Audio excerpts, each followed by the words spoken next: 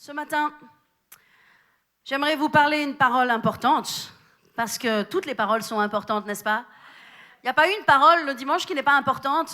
Toutes les paroles que nous recevons de la parole de Dieu sont importantes pour faire de nous des gens forts, des gens puissants et des gens victorieux. Dieu n'a pas prévu que nous soyons vaincus. Dieu a prévu que nous soyons victorieux.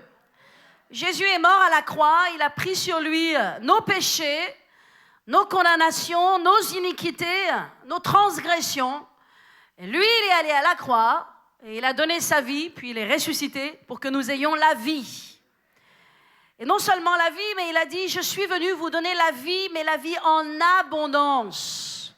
Dieu ne veut pas juste que nous existions, dans le sens que nous avons le souffle, l'air, la vie, le mouvement, mais Dieu veut que nous vivions, que nous ayons une vie passionnante, que nous ayons une vie accomplie, que nous ayons une vie réussie, que nous n'existions pas seulement sur la terre, mais que nous vivions une vie abondante. Et ce matin, j'aimerais vous parler de vos pensées.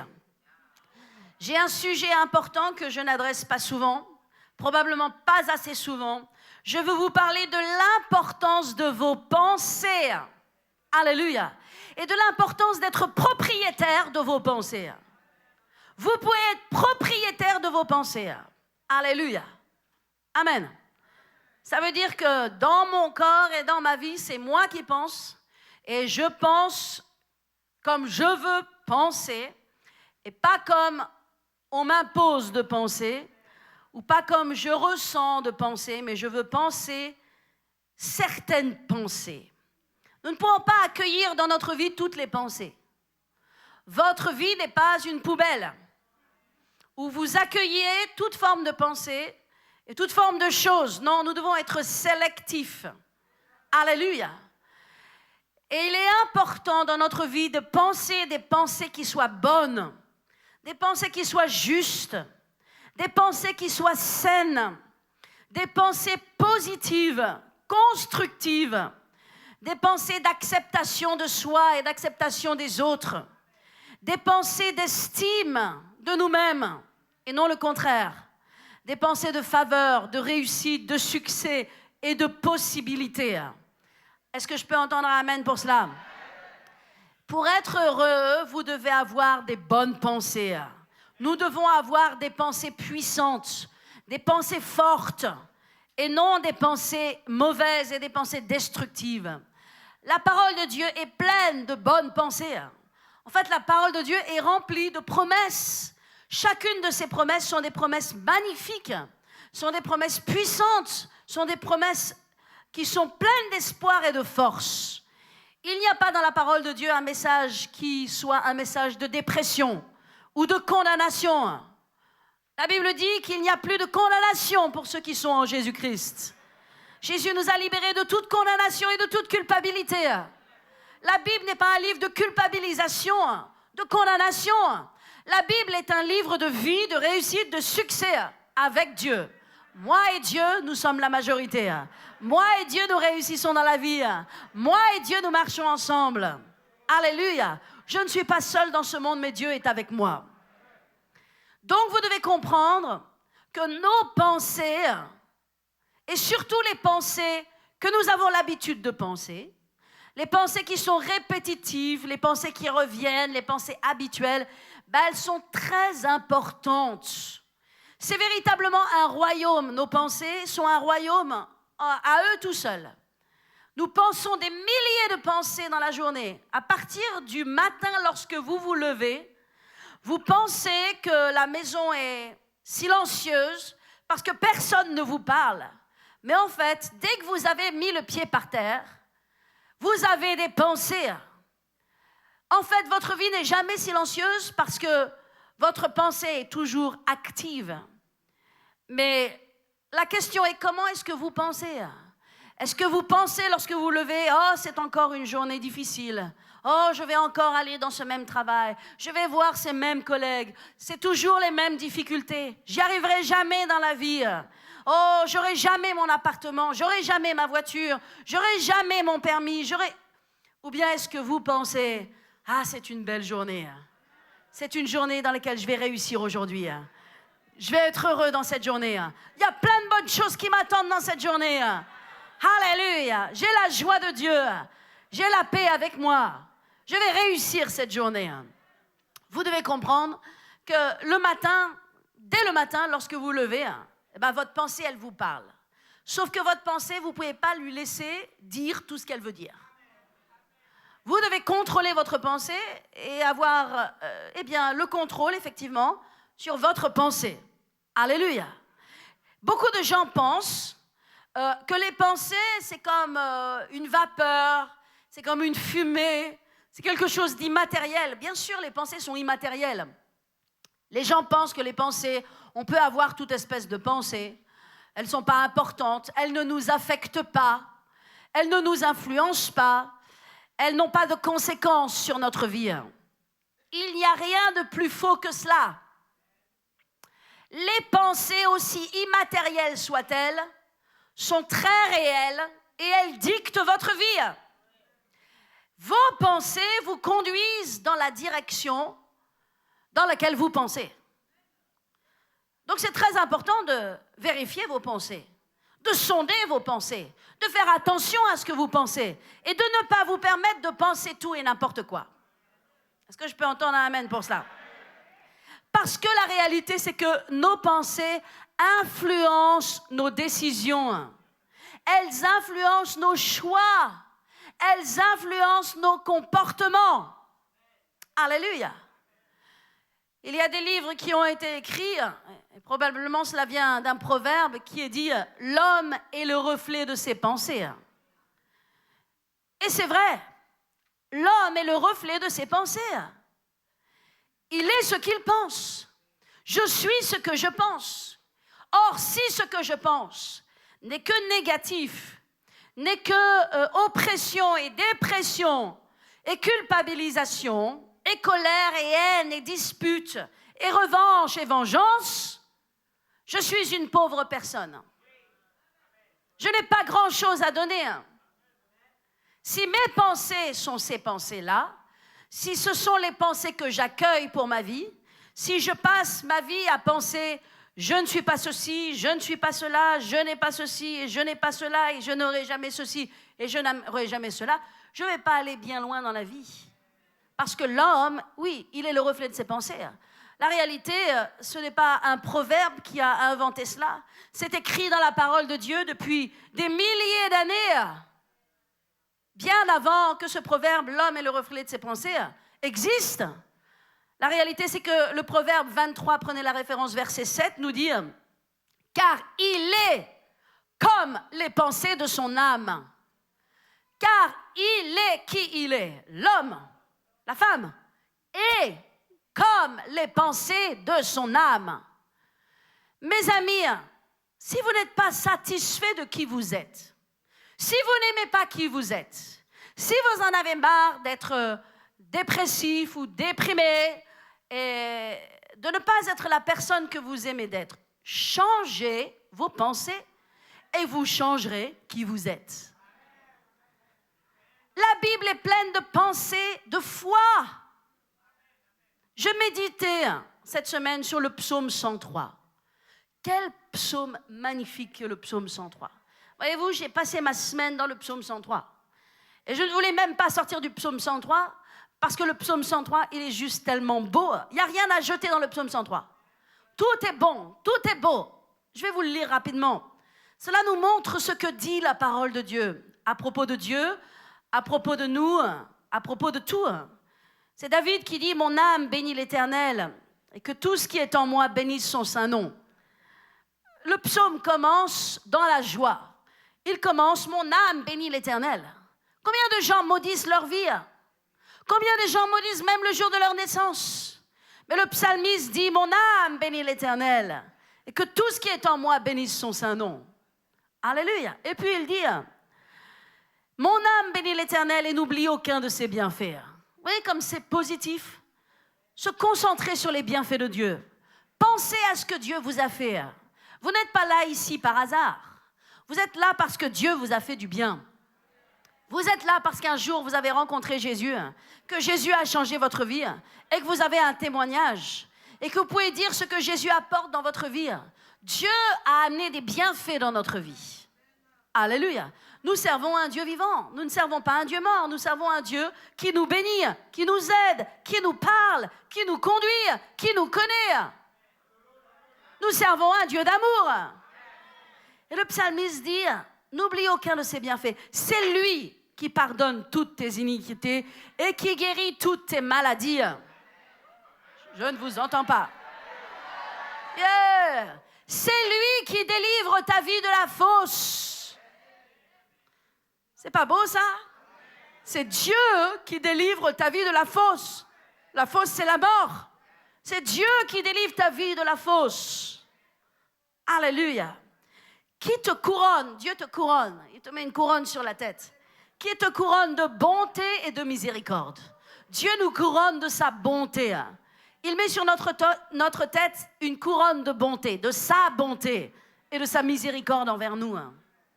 C'est lui qui rassasie de bien ta vieillesse. Waouh! C'est pas beau ça? La parole de Dieu dit, quand tu seras vieux, quand tu seras âgé, tu manqueras de rien. C'est lui qui rassasie de bien ta vieillesse. Amen. Et qui te fait rajeunir comme l'aigle. Yeah. Amen. Dieu nous fait rajeunir. Nous n'avons pas de cheveux blancs. Pourquoi? Parce que nous n'avons pas d'inquiétude. Pourquoi? Parce que nous avons confiance en Dieu. Il nous fait rajeunir. Et tout le psaume continue et il est magnifique. Il dit, l'Éternel fait droit à tous les opprimés. Il est lent à la colère, riche en bonté. Il ne garde pas sa colère à toujours.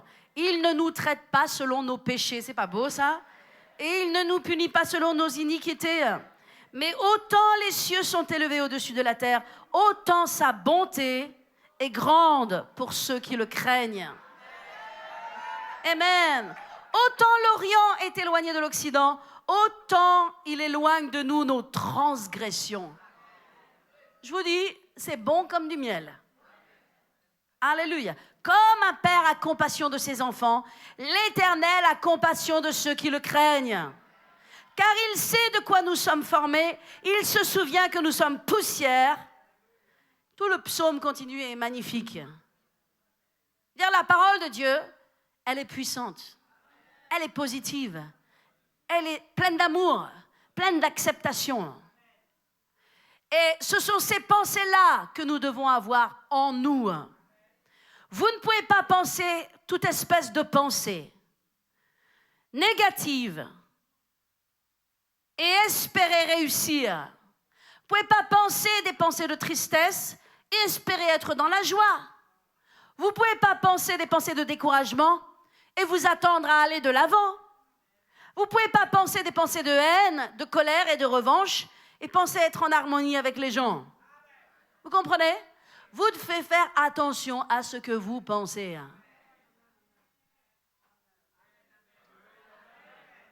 Nous sommes assaillis de toute forme de pensée. Mais nous devons choisir nos pensées. Dis à ton voisin, choisis tes pensées. Lorsque vous vous levez le matin, vous choisissez vos vêtements, n'est-ce pas? Vous ne vous habillez pas comme un clown. Non. Vous ne mettez pas le jaune avec l'orange et le vert. Vous ne mettez pas une chaussure bleue et une chaussure verte pour sortir de la maison. Vous choisissez vos vêtements, n'est-ce pas? Eh bien, écoutez-moi bien. De la même façon que vous choisissez vos vêtements le matin, c'est important parce que vos vêtements, ils vous représentent. Ils vont montrer qui vous êtes. De la même façon, dès le matin, vous devez choisir vos pensées. Il y a un rayonnage devant vous et il y a des pensées de toutes les couleurs et de toutes les formes. Mais vous choisissez les pensées que vous voulez choisir. Vous choisissez les pensées que vous voulez penser. Choisissez des pensées de vie. Choisissez des pensées d'amour. Choisissez des pensées de progrès. Choisissez des pensées positives. La Bible est positive. Soyons nous-mêmes des gens qui pensent les bonnes choses. Peut-être vous avez une situation dans votre vie, ça fait 10 ans qu'elle dure. Et vos pensées, les pensées qui viennent dans votre tête vous disent, tu vois, ça fait 10 ans que tu es dedans, tu n'en sortiras jamais. Mais tu peux changer aussi tes pensées. Et dire à cette situation, tu vas changer dans le nom de Jésus. Ça fait 10 ans que tu es comme ça dans ma vie, mais ça ne va pas durer plus longtemps. Cette année, tu vas changer. Je change mes pensées et je change mes circonstances. Quand je change mes pensées, je me change moi-même et je change aussi mes circonstances. Dieu veut que nous ayons des pensées qui soient des pensées de foi. Cela me fait penser à Jairus. Jairus était un chef de la synagogue. Jairus avait un terrible problème. Sa fille était en train de mourir. Jairus court voir Jésus parce qu'il a entendu que Jésus fait des miracles. Et il va voir Jésus et lui dit, Jésus, viens vite chez moi parce que ma fille est en train de mourir. Viens et prie pour elle. Et Jésus lui dit, j'irai et je guérirai ta fille. Il va avec Jairus. Sur le chemin, voici qu'une femme arrive. Jairus, lui, est pressé. Une femme arrive et la Bible nous dit que c'était une femme avec la perte de sang. Ça faisait 12 ans qu'elle perdait du sang. Elle avait une hémorragie, cette femme, et elle se mourait. Et la Bible dit qu'aucun médecin n'avait pu la guérir. Mais cette femme, elle est arrivée avec une pensée en tête. Elle avait une pensée. Et elle n'a jamais dérogé de sa pensée. Et cette pensée, ça s'appelle la foi. Elle a dit, si seulement je peux toucher ton vêtement, si seulement je peux toucher le vêtement de Jésus, je serai guérie. Si seulement je peux toucher le vêtement de Jésus, je serai guérie. Elle est dans l'épreuve elle-même, cette femme. Elle souffrait, mais elle est restée sur sa pensée. Je vais toucher le vêtement de Jésus. Quand je vais m'approcher de Jésus, je vais être guérie. Et elle est arrivée par derrière, elle a touché le vêtement de Jésus. Jésus a senti une puissance qui sortait de lui. Et alors qu'une foule l'entourait, il s'est tourné et il a dit, qui me touche? Et les disciples ont dit, tu demandes qui te touche, mais tout le monde te touche. Oui, mais il dit, quelqu'un m'a touché avec un autre toucher. C'était le toucher de la foi. Alléluia! Cette femme, elle a cultivé ses pensées. Elle ne s'est pas autorisée à penser autre chose. Quand je vais toucher Jésus, quand je vais trouver Jésus, je vais être guéri, je vais être touché, je vais être restauré, je vais être en bonne forme, ma vie va changer. Jairus, lui, n'avait pas les mêmes pensées. Il pensait, Jésus, viens vite chez moi, parce que ma situation est désespérée. Jésus s'est arrêté, a pris soin de cette femme. Tout cela a amené un ralentissement. Et puis voici que des gens arrivent au-devant de Jairus et lui disent, Jairus, tu sais, n'importune plus le maître maintenant, parce que ta fille est morte. Et Jésus se tourne vers Jairus et lui dit, Jairus, crois seulement. Ne crains pas, crois seulement et ta fille sera sauvée. Jairus, garde tes pensées en ordre. Jairus, reste dans ta foi. Jairus, ne te permets pas de penser autre chose que ce que je te dis. Reste sur ce que je te dis, Jairus. Les gens viennent, les femmes crient, les gens pleurent, il y a tout un tumulte qui se fait dans la rue, mais Jairus, reste sur tes pensées. Pense comme pense la parole de Dieu. Quelle que soit la situation par laquelle vous passez, décidez de croire, décidez de penser ce que pense la parole de Dieu. La parole de Dieu pense que vous êtes plus que vainqueur. La parole de Dieu pense que vous êtes un enfant chéri de Dieu, que vous avez la grâce et la faveur, que vous êtes au-dessus et pas au-dessous, que vous êtes à la tête et pas à la queue. Thank you, my brother. Alléluia. Vous devez choisir vos pensées. Jésus lui-même a dit dans Jean 10, mes brebis entendent, elles entendent ma voix. Elles reconnaissent ma voix. Il y a une voix et il y a des milliers de voix. Et la voix que nous devons reconnaître, c'est la voix du bon berger. Cette voix qui te dit, va de l'avant. Aie confiance en toi. Je suis avec toi. Tu n'es pas seul. Il y a de l'espoir dans ta situation. Continue. Quand toutes les autres voix te disent, abandonne. Tu n'y arriveras jamais. Regarde, tu es encore tombé. Tu as encore fait la même erreur. Tu te bats encore avec les mêmes problèmes. Tu n'as toujours pas changé. Tu ne changeras jamais. Il y a beaucoup de voix dans notre monde. La plupart des voix sont des voix négatives. Mais nous devons écouter une voix, la grande voix, la seule voix, qui est la voix du bon berger. C'est une voix qui est pleine de vie. Jésus lui-même a dit, mes paroles sont esprit et vie. Mes paroles sont esprit et vie. Jésus est le chemin, la vérité et la vie. Il a dit, je suis la résurrection et la vie. Nous devons reconnaître quelle voix nous entendons. Alléluia. De la même façon, lorsque Jésus est allé pour Lazare, il a attendu. On lui a dit, viens pour Lazare, viens Lazare. Lazare est en train de mourir. Et Jésus a attendu. Et lorsqu'il est allé auprès de Lazare, là, Marie s'est avancée avec Marthe et elles ont dit, c'est trop tard Seigneur, tu arrives, c'est trop tard. La Bible nous montre que Jésus a ignoré certaines voix pour se concentrer sur la voix. Il y a des voix que vous devez ignorer. Des voix qui vous disent, c'est trop tard, tu es trop vieux, tu n'as pas les bons diplômes, tu n'y arriveras pas. Vous devez ignorer un certain nombre de voix pour écouter la voix et suivre la voix, la seule voix. Jésus n'a pas prêté attention. Qu'est-ce qu'il a répondu à ce qu'on lui a dit? Il a dit, où l'avez-vous mis? Il n'a pas répondu à ce qu'on lui a dit. C'est trop tard, c'est fini, il n'y a plus d'espoir, c'est terminé. Jésus n'a pas répondu, il a ignoré, il a dit, où l'avez-vous mis? Alléluia. C'est important de demeurer dans la parole de Dieu. Nous devons demeurer dans la voix de Dieu, dans la pensée de Dieu. Jésus lui-même a dit, si vous demeurez dans ma parole, vous êtes vraiment mes disciples. Mais mes amis, nous devons demeurer. Nous devons demeurer. Qu'est-ce que ça veut dire, demeurer? Ça veut dire nous devons planter notre tente. Nous devons planter notre tente. Nous devons demeurer dans cette parole. Nous devons rester dans cette parole. Nous ne pouvons pas rentrer, sortir, changer d'avis tous les 4 matins.